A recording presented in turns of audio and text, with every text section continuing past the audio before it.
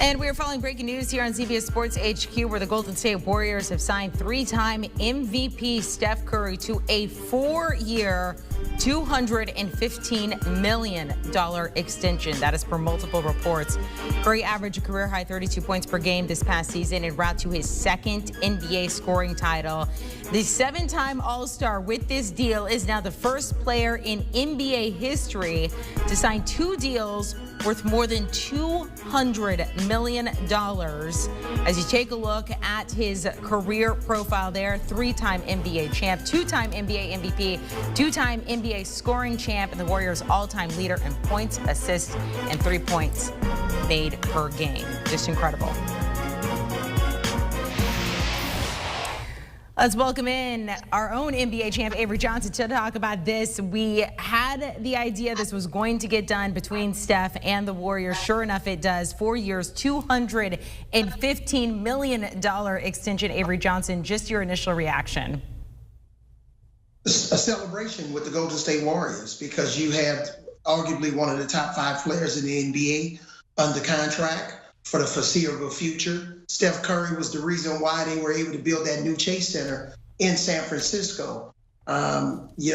Just unbelievable in terms of securing him his future. But I think this was paid for what he's done in the past and what he's going to do in the future. Klay Thompson is coming back off of an ACL injury, so they're going to lean on Steph even more. Who knows who they're going to trade for? But this is a celebration of the past, the present, and the future, and Steph Curry's strong relationship with the Warriors organization, the community, both in Oakland and in San Francisco, and the way his family's done so much to change the lives of so many people.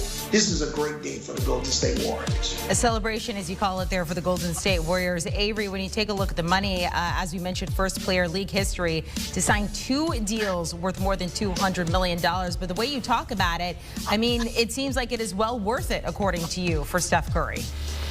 Yeah, it is well worth it. And Amanda, on a personal note, it's also well worth it for NBA retirees like myself, because we feel like we paved the way for a lot of guys in 2021 to benefit from a lot of the work from the guys that played in the 80s, the 90s, and the early 2000s. But it does not take away from all the hard work that Steph Curry's put in the floor, being the greatest shooter to ever play in the NBA. So again, this is a wonderful deal. He has a good relationship with his coach. He had a great relationship with Mark Jackson, who shared it with us, the world, long before it ever happened, that Steph Curry and Klay Thompson was the best shooting backcourt in the history of the NBA. We've seen that on display. But for them to be able to lock up Steph Curry, he's not going anywhere.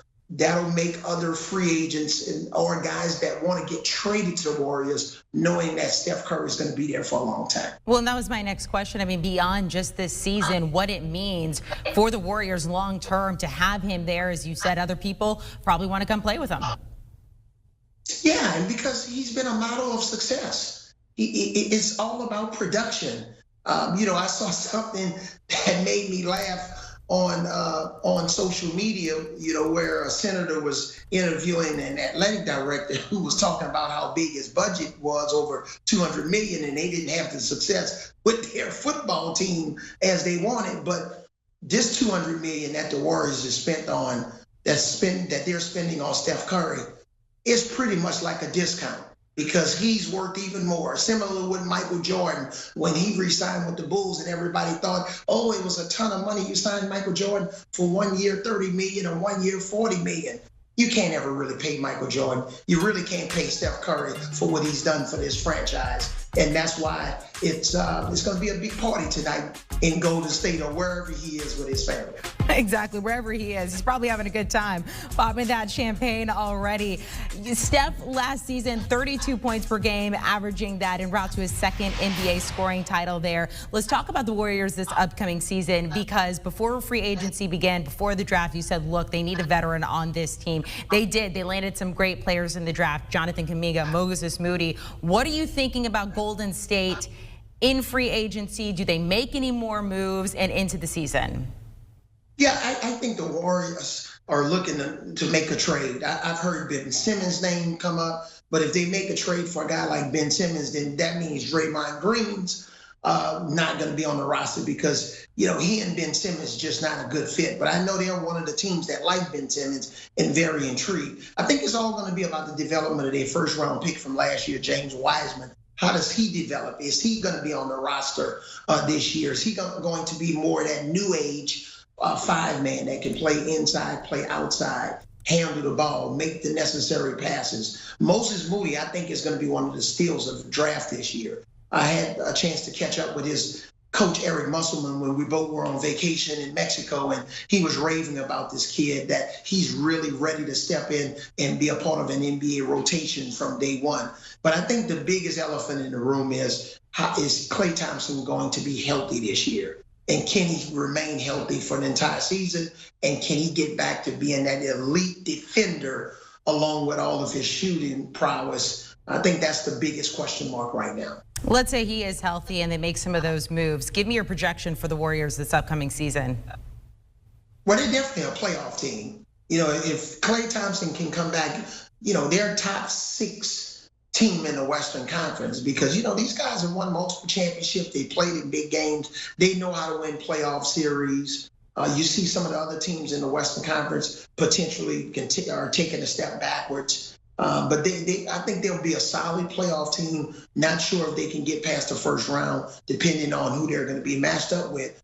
But if they're healthy going into the playoffs, I think they're definitely a top 6 team in the Western Conference. Steph Curry joining a short list right now. Michael Jordan, Wilt Chamberlain, Kareem Abdul-Jabbar, the only players in NBA history with multiple scoring titles, MVPs, and championships. When you're talking about the greatest of all time, where do you rank Steph in that list?